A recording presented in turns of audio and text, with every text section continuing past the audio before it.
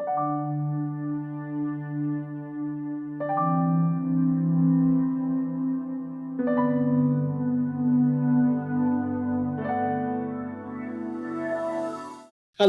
I'm Llewellyn King, the host of CFS Alert. I'm delighted to welcome to the broadcast today Nina Muirhead, who is a surgeon, a dermatological surgeon in London, also an advocate for CFS, and sadly, a patient as well. And she will tell us initially, I hope, about your suffering as an ME patient, how you contracted it, what your first reactions were, and your early experience. And welcome, by the way. Thank you ever so much for having me on CFS Alert. I'm a big fan of the show. So I first got sick in September 2016 and had no idea what this disease actually is and how horrific it can be. And I was utterly shocked. To begin with, I thought I had a series of viral infections. It turned out that I had an Epstein-Barr virus, which was acutely reactivated.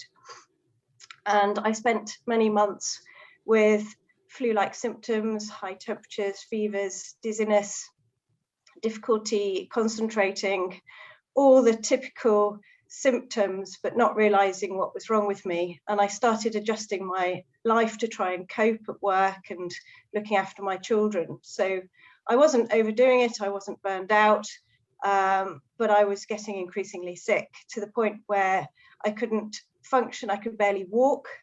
And having had a background of enjoying running and cycling and being very active, I could tell there was something severely wrong. So I took a couple of weeks off work thinking that I'd get over the glandular fever, and I just got worse and worse. I ended up bedbound for more than 6 months, being cared for by 4 or 5 months of that time by my parents, who were nursing me, feeding me, getting me in and out of the bath, too unwell to live in the same house as my 2 young children and family. And eventually I returned home in a wheelchair, and I wasn't well then. I still then spent more months in bed and having all the severe symptoms, hypersensitivity to light and sound, difficulty digesting my food, difficulty concentrating, holding a conversation, even reading or watching television was a challenge for me. So having experienced that horrendous side of the illness, and seen 13 different doctors to get my diagnosis and not even believed in the condition before I got sick, I was then on a mission to try and improve education, because most hospital doctors that I know don't understand this disease. I think there's greater awareness now because of long COVID, but there's still a long way to go. It's still often mislabeled as anxiety. You're a doctor, and not only are you a doctor, you were educated at Oxford, so presumably you know all the upper tier doctors in England, the whole medical establishment, if you will, and yet you had to see 13 doctors to get a proper diagnosis. Most people in America, for what it's worth, tend to see 12 doctors. Horrendous thought that you're very ill and you've got to see a dozen or more doctors. How is your health today? Well, I'm still not even half of normal capacity.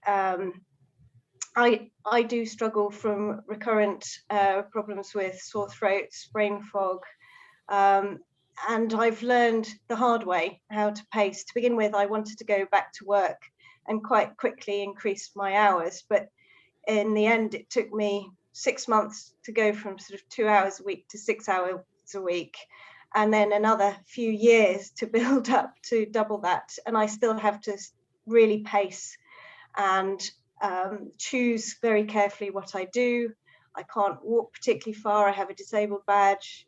I still rely on my shopping being delivered, someone else to help me clean the house. My functioning for someone who is normally fit and well is hugely debilitated. If I couldn't plan to go on holiday without wheelchair assistance or What is your own reading of the onset? A lot of people I've talked to were athletic like yourself. They were doing something athletic. They came home, they felt they had the flu, and they've never been well since. And your story is obviously, as you know, not original, horrendous, but not original, alas. What was your own reading as a physician, as somebody in the medical field going through this nightmare of doctors and this nightmare of not getting a diagnosis? Well, to begin with, I thought I could just get myself better, like I had done after I had my appendix out. I had other pneumonia and other illnesses before, and I had exercised my way out of it and been better. I'm a really tough, stoic person, and I just thought I could do that. And actually, what happened was I was making myself worse. And it was quite clear that I was making myself worse in the days and weeks after trying to do a little bit more than I should, either exercise-wise or cognitively. I would have a huge relapse of all my multi-system symptoms. I'd feel flu-like again. I'd feel acutely unwell. So I realized that unlike my sort of pre-illness knowledge of the disease, this was quite different. This was nothing to do with being able to either imagine yourself better or exercise your way out of it. In fact, I sort of had a pre-notion that maybe it was to do with deconditioning and depression, and I was utterly shocked that it was the opposite. And the more I tried to recondition myself, the worse I was getting, which is why I ended up seeing so many doctors, because I read the UK NICE guidelines, which said cognitive behavioural therapy and graded exercise would get me better. And I thought, well, this isn't the disease I have, it doesn't fit. And it was only when I started speaking to other patients that I realised that actually this is a major health crisis that has been ignored by the medical profession. After all these years and all the dispute about the NICE guidelines, we still hear of them. People are still prescribing exercise, graded exercise, which clearly is not the solution. We also get the feeling here that there is an institutional desire in British medicine to say that ME is anything except ME, that it's psychosomatic or that it can be cured with graded exercise, almost to avoid accepting that it is a full-blown and truly terrible disease. Is that correct? Yes, and I think it's horrifying for the medical profession to consider it as a real disease, because it has major implications for policy and practice and how we go forwards. And I think we've really reached a fork in the road. The UK guidelines for NICE were actually due to come out next month, and they've been delayed now till August this year. And I strongly hope that that is because they're going to start taking on board some of the disease burden that we're now seeing with long COVID, and really starting to recognise there is a dire need to catch up with this disease, because there hasn't been a biomarker. It has been sidelined and dismissed. It's not been counted properly. It's not been diagnosed properly or recognised. And far too many people have had this illness blamed on personality or anxiety, and it's not. They have become sick and then they've felt anxious because they're being ignored, with a terrible, debilitating disease that has massively impacted their quality of life. How much of your practice remains intact, if any? So my day job, cutting out skin cancers, I'm lucky to be able to be back doing that. And whereas I used to work about 60 hours a week, as I said, I went back about 3 to 6 hours a week, which took me 6 months to work up to. And I'm now managing 3 half-day lists, which I spread across a whole week, just to be able to pace myself. But it's wonderful to be doing my normal job, and I can at least relax and do that, because I trained for sort of 15, 20 years to have that skill. and it's something that I can still do. I'm very fortunate. Very fortunate. I know that so many people don't get their careers back with this disease. You made an effort to educate other doctors about ME. Tell us a little bit about that. So as I lay in bed, realizing that many people are suffering with the exact same disease as I have, and most doctors aren't taught about it at medical school, I became increasingly determined that I should have a role to play. Before I'd got sick, I'd co-written a couple of medical textbooks. I love teaching and training juniors on the team. I love running workshops, and I'm a tutor at Cardiff University. So all of that fit very well with my desire to teach. And now I really have something to really teach the medical profession. And so I began, I took on a few medical students, even when I was really quite sick, supervised them in learning the patient narrative on the disease. And they did so well with talking to patients, and they really engaged with them. And I could see that the relationship was two-way. Patients did appreciate being taken seriously for once, having a brand new medical student who's quite naive to the ignorance of more senior physicians, and just listening to the patient and believing them for what they're saying and being compassionate. And the patients have a wealth of knowledge on this disease. We are one of the best educated patient groups there is.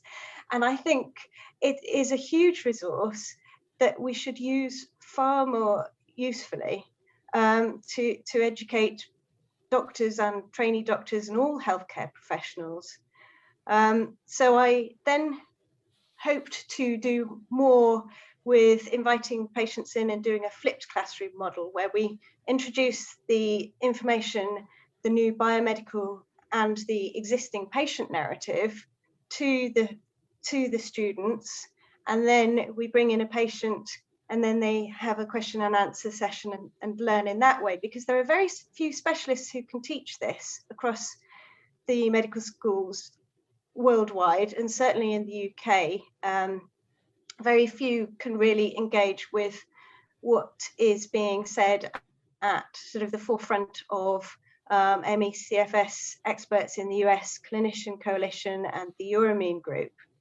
So I wanted to really try and drive that forward, but then coronavirus hit, and so I put my energies instead to writing an online learning module.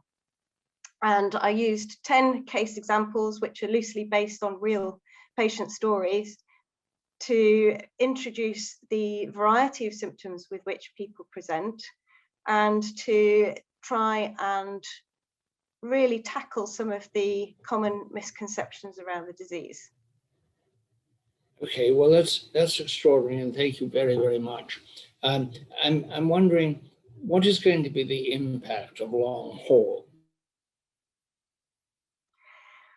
There are. Well, I think it's going to get worse before it gets better. I think it's going to be huge. I think but Nina, the question is a huge amount of money and political interest, and because of COVID-19 and long haul, will that in some way overwhelm the research that has gone on? Will the new researchers treat it as a zero-sum game and ignore what has been learned? I hope not. I really hope that they can actually stand on the shoulders of their peers and learn from the ME CFS research that's been done to date.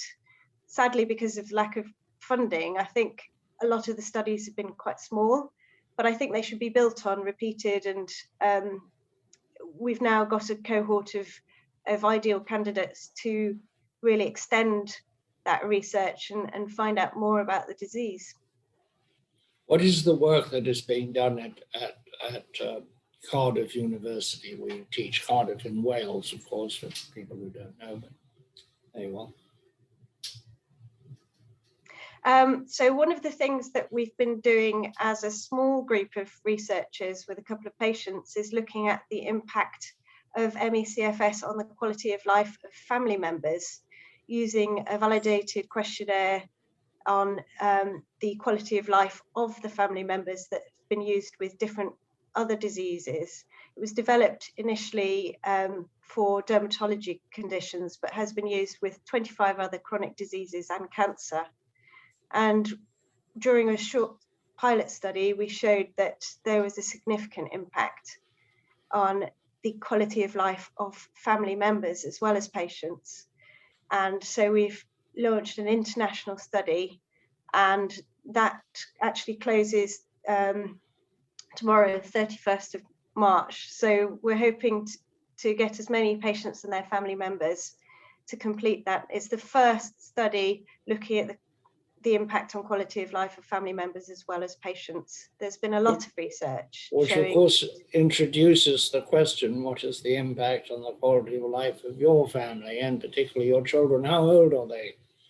So my children are now 5 and 9 years old, but I got sick when they were just 1.5 and 5 years old. So it has been a large proportion of their childhood. It's been a huge impact on them and on my husband, who had to take over a year off work to be my carer, on my parents, who were retired, fortunately, because they were also my carers for 6 months. And during all the holidays, they do a lot of caring and grandparent extra work compared to a normal family. So it's been huge, financial, emotional, it's extremely traumatizing to have such a sick family member. What is your feeling about Contagion? You said that you kept away from your children when you were first diagnosed because of fear of infecting them, I assume. Do you feel that in the early stages, as some doctors do, that the disease is contagious and and transmissible, and that stops after a while? So that's a two-part question, because actually I stayed away from my children because I wasn't well enough to be in the house with young children. They cry and very loud, and I was really, really sick. Even just spending 20 minutes with them would put me in bed for a week. I was really that severe. I wasn't frightened that they'd get the coronavirus, the ME/CFS, but I do actually think there's a problem with ME/CFS patients giving blood. And obviously there's clearly some concerns there that there may be something that can be passed on through the blood or plasma. So I think it is a contraindication. I ask this question because we've had examples where there have been outbreaks in this country at Inland Village and in Western New York State, and of course in the Royal Free Hospital in 1955 in England. If you have an outbreak, it suggests that there's transmission going on, or that there's some sort of environmental source. What are your feelings about that? I think it's just the trigger that might be contagious, the initial infection. But I think the long-term ME/CFS that follows the infection has some genetic as well as environmental component to it. And it would be nice to look at epidemiology data that's coming from long COVID to maybe tease that apart a little bit better. Your grandmother died at age 42, was it? Yes. So she had several viral infections. We know she had adult chickenpox in her early 30s and a chest infection. And she died of ME. And yes. So we were very fortunate to have had 5 months of hospital notes from the 1950s. And my mum's own recollection of her mum's illness, which felt very close to home because she then witnessed me getting the same illness. So She had problems with dizziness, fatigue, all the post-exertional malaise. She even towards the end had fits from exhaustion, but it was fluctuating. So to begin with, she had neurological signs which were blamed on disseminated sclerosis, thought to be multiple sclerosis, but because it was fluctuating, there was a diagnosis of hysteria as well from the doctors, but she wasn't hysterical. She was terribly, terribly ill. She lost weight. She could barely digest her food. She had a sleep-wake reversal, and she ended up dying in a mental asylum with bed sores, terribly neglected, age 42. And this was, of course, before you came on the scene. Yes. Lend your expertise and just your company and assistance. That is a terrible story. Does it cause you to believe that the disease is generic, that it can be inherited, that it's transmissible in the family? Yes, I'm sure there's a heritable component, and it's yet another reason why I'm determined to make more progress with education on this, because the ignorance that was seen in the 1950s is still being seen today. We saw a young woman, terrible circumstance. We filmed her, and she had to be propped up in a wheelchair a few years ago. And her mother had it as well. So it was a mother-daughter. And of course, the normal human tragedy was huge because the father just couldn't cope. I mean, he had to work, he had to look after two sick women. It was really terrifying to enter their flat and see how they lived, which was just with a man overwhelmed and two very sick people who needed enormous amount of care for the simplest things like getting a glass of water. Terrible to hear about your grandmother. And I'm so glad, though, that you're able to cast a light back and bring that knowledge forward to affect things today. I hope that it will bring about eventually a cure, but certainly immediately understanding. Seems to me that what you're saying is the need for understanding really precedes the need for a cure. Yes. If doctors can't diagnose this and label it properly, how can we recruit to biomedical research properly? Does the modern way of medicine with a lot of specialty make this more difficult? We see specialists, and I have the feeling that when you go to see a specialist, they say, we have a cure. Do you have a disease for us that will fit the cure that we offer or the therapy that we offer? And I do think we need more generalists. And I know that the multi-organ sequelae of long COVID may bring some people who are more interested in patients as a whole, all their body systems taken into account. That's fascinating, and you are fascinating. And it's an honor and a pleasure to have you on the broadcast. And I hope very, very much you will come back, not once more, but often, and report on your progress and the progress of research in Britain. And how I'm very interested in what the church has called pastoral activity, which I think you touch on, with the impact on families. Who is looking after the sick when they cannot afford carers or they don't have family carers, which represents a terrible source of human suffering, to be that sick and to have no one to look after you. And that's a lot of concern to me and interests me, how we can set up systems to look after the sick. Mm. So do come back and keep up your great work, and I hope you get better, and good luck raising your sounds delightful children. Thank you. Thank you so much.